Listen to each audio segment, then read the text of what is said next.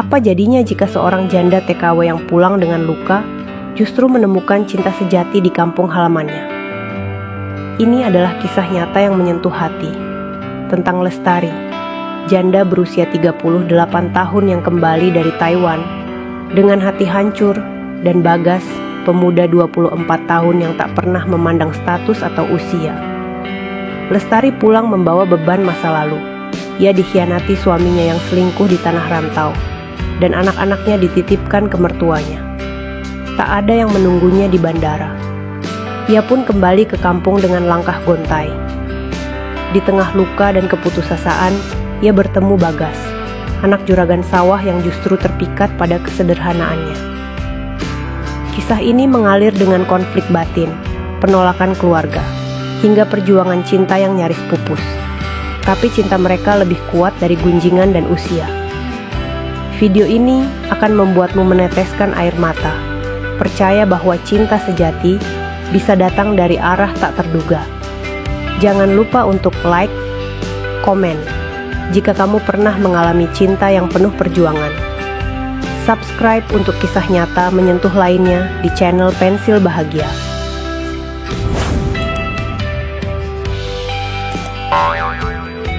Namaku Lestari, usia 38 tahun, seorang janda dan mantan TKW di Taiwan.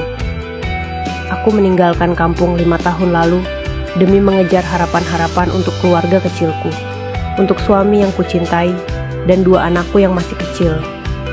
Tapi hidup tak seindah rencana. Di negeri orang, aku bekerja siang malam, sementara di tanah kelahiranku, suamiku berselingkuh. Ketika aku pulang, tak ada yang menjemput. Tak ada pelukan dari anak-anak yang dulu selalu memanggil ibu dengan rindu. Mereka tinggal bersama mertuaku, dan mantan suamiku telah menikah lagi. Aku kembali ke kampung, hanya membawa 1 koper kecil dan luka yang tak terlihat. Rumah orang tuaku sudah reot, ayah sudah tiada, ibu sakit-sakitan. Aku hidup dari sisa tabungan yang tak seberapa. Orang-orang kampung mulai membicarakan aku, tentang statusku, tentang masa laluku. Tapi 1 orang tak pernah memandangku seperti mereka. Bagas, pemuda 24 tahun, anak juragan sawah tempat bapakku dulu bekerja. Awalnya aku kira dia hanya kasihan, tapi tiap kali aku ke warung beli sayur, dia selalu ada. Kadang bantu bawakan kantong belanja, kadang cuma senyum lalu pergi. Sampai suatu sore, ia datang ke rumah dengan seikat bunga kertas. "Bu Lestari, boleh saya temani ibu menanam bunga di halaman?" Aku tertawa pelan.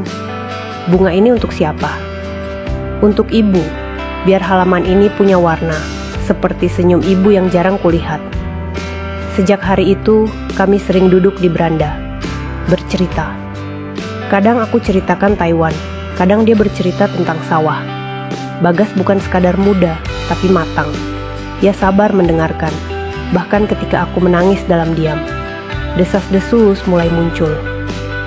Janda tua digoda anak juragan, tapi Bagas tak peduli.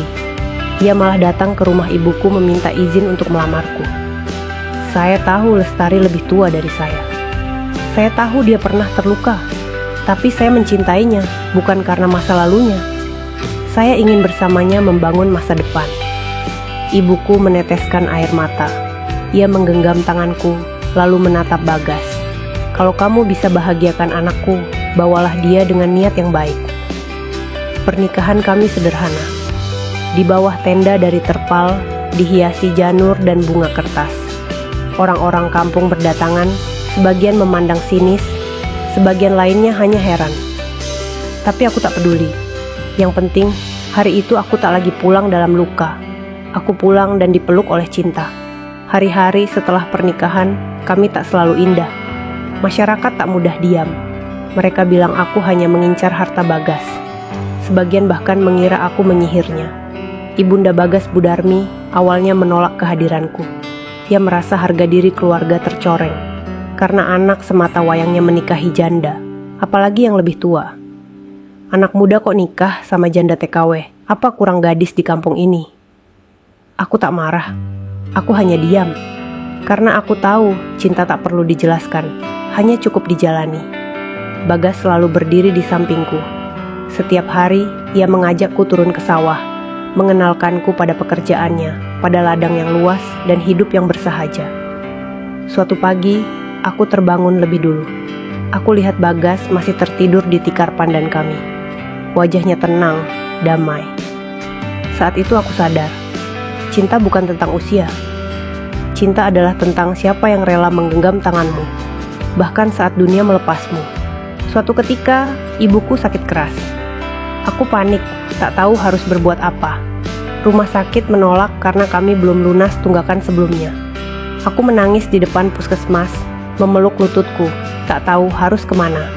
Tiba-tiba, motor Bagas berhenti.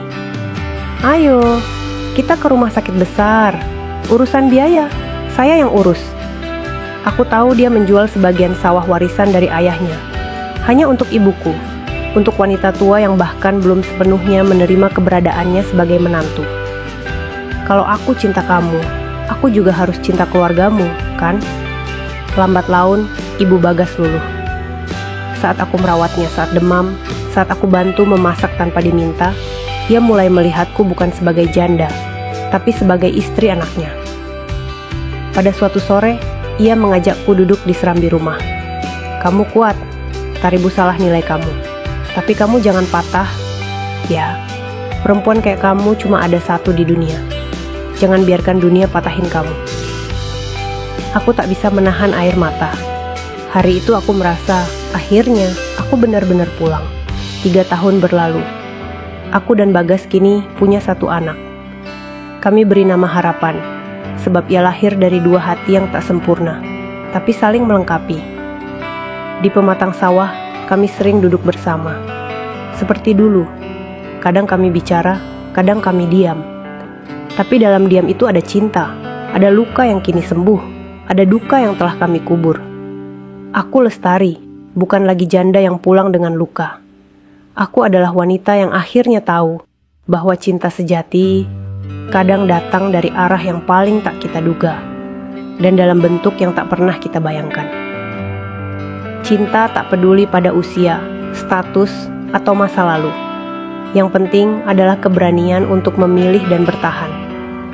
Kisah Lestari dan Bagas mengajarkan kita bahwa rumah sejati adalah hati yang menerima kita apa adanya.